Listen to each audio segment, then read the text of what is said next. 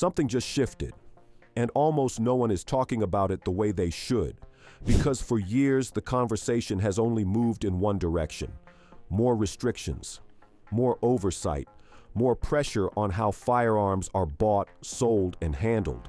That's been the pattern, so when something moves the other way, even slightly, it catches people off guard, and right now, that's exactly what's happening. A rollback, not loud, not dramatic, but significant enough that if it continues, it could reshape how the system works in 2026 and beyond. A shift no one expected to see for a long time. The expectation was simple. Gun laws would tighten, maybe slowly, maybe in small steps, but always in the same direction. So when early signals of a rollback started appearing, most people didn't take it seriously. They assumed it was temporary, localized, limited in scope, something that would get reversed quickly, but that hasn't happened. Instead, it's holding, and in some areas, it's expanding, which raises a much bigger question. Why now? Why would regulations start loosening after years of moving the other way?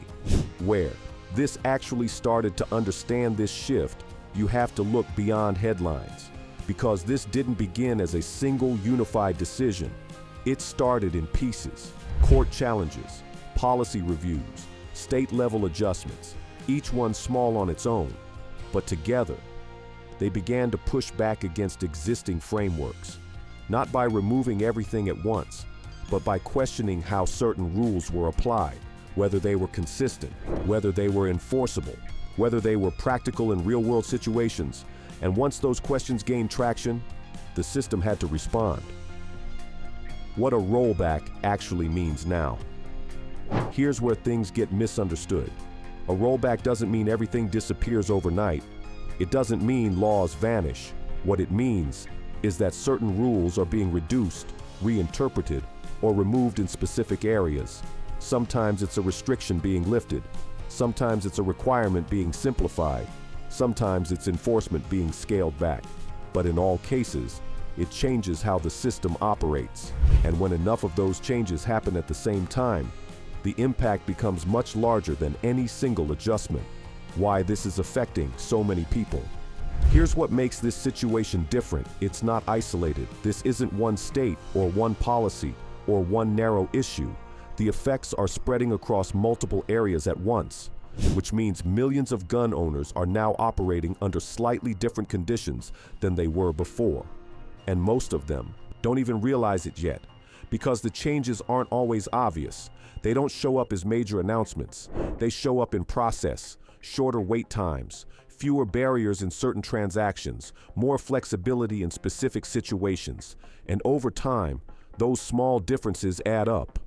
The real-world impact starts quietly. At first, the impact feels subtle. You might notice a process moving faster, a requirement that used to exist no longer being enforced the same way. Nothing that makes you stop and think. Everything has changed, but then it happens again and again, and eventually, you realize something important.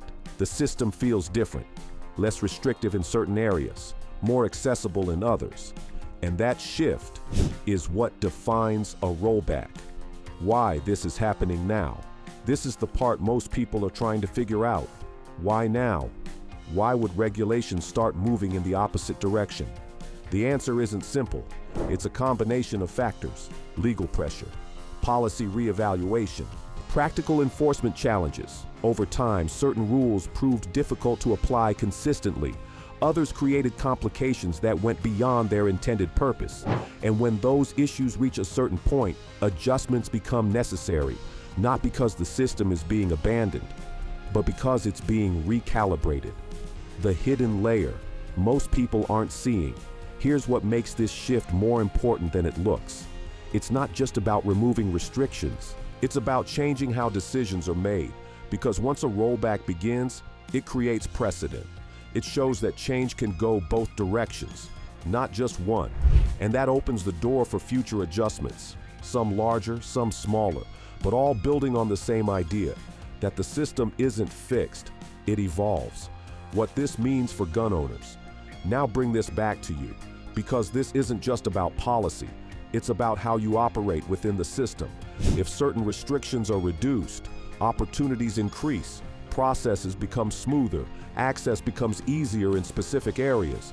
But there's also a challenge, because when rules change, understanding becomes critical.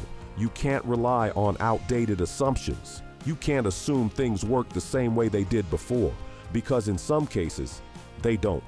The confusion factor. One of the biggest risks during a rollback is confusion. Different regions interpret changes differently. Different authorities apply them in different ways.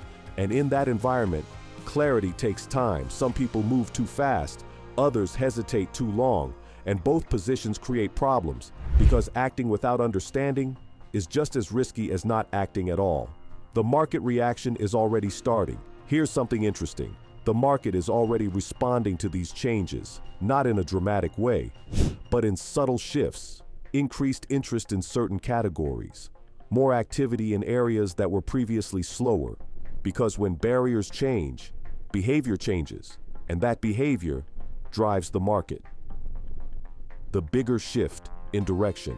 This isn't just about one rollback, it's about momentum, because once movement starts in a different direction, it changes expectations. It changes how people think about the future. And that alone can influence decisions at every level, from consumers to retailers to manufacturers. What could happen next? If this trend continues, there are a few possibilities. The rollback could remain limited, focused on specific areas, or it could expand as more policies are reviewed and adjusted. And over time, that expansion could reshape the system more significantly, not overnight, but gradually, through a series of changes that build on each other. Why this matters more than it looks. A lot of people will overlook this moment because it doesn't feel dramatic. It doesn't feel urgent, but that's exactly why it matters. Because the most important shifts are often the ones that don't demand attention. They happen quietly, and by the time they're fully understood, they've already taken effect. The window most people don't see right now. We're in an early phase where changes are happening, but not everyone is aware of them. That creates a window, a moment where informed individuals have an advantage because they understand what's changing, while others are still operating under old assumptions. And in a system like this, that awareness matters. The idea that gun laws only move in one direction is being challenged, quietly, gradually, but noticeably. And this rollback is part of that shift, not the end of it, not the final outcome, but a sign that the system is evolving in ways that most people haven't fully processed yet. Stay informed, stay sharp, because in moments like this, the biggest opportunities and the biggest risks come from what people fail to notice.